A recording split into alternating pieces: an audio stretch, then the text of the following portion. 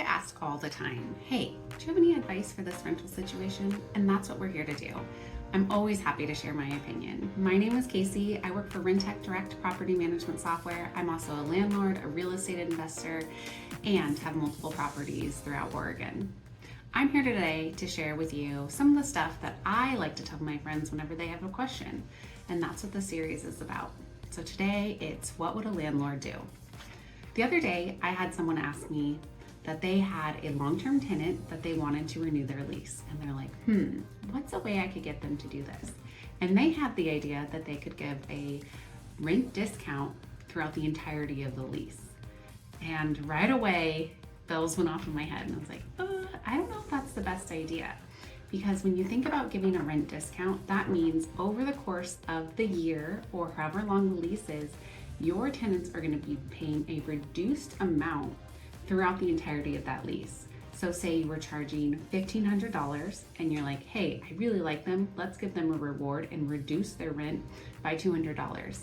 So now instead of getting that $15 a month annually, you're now coming down to $1,300 a month annually. So that's a rent reduction in almost $2,000.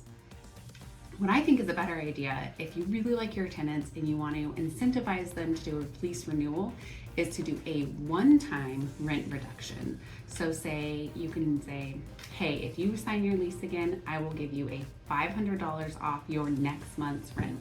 So that could be really enticing for your tenants, and that means you're only going to be out $500 that year instead of that $2,000 we were using in our example.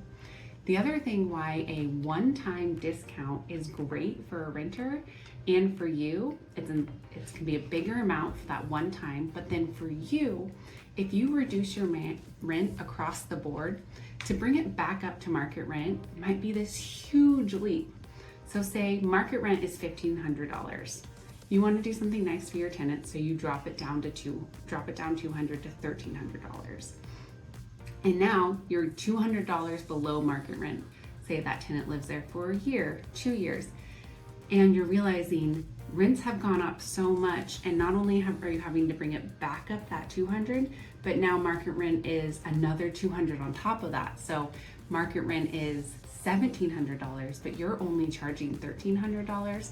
So in order to bring it back up to that market rate, you're gonna have to do this big $400 a month jump, and that can be super unaffordable for lots of tenants when it becomes that big of a rent increase.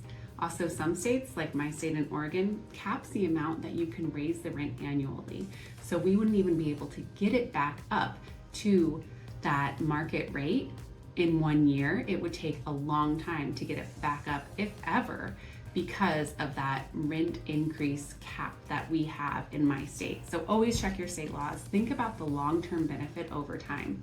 If you're really just trying to reward your tenants or get them to renew a lease, think about a gift that you can give them that is going to have a less impact on your bottom line over time, but could still have a significant impact that's positive for your tenants in the moment, that makes them think like, I really love this landlord and I can save some money right now.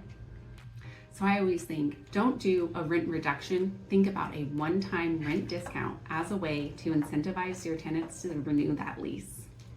Once again, I'm Kaycee, here happy to give you some landlord tips and advice on ways that I've managed my rentals in Oregon and things that I've shared with our clients across the industry on the Rentec Direct blog. Come and visit me there, and always check out more tips from Rentec Direct Property Management Software.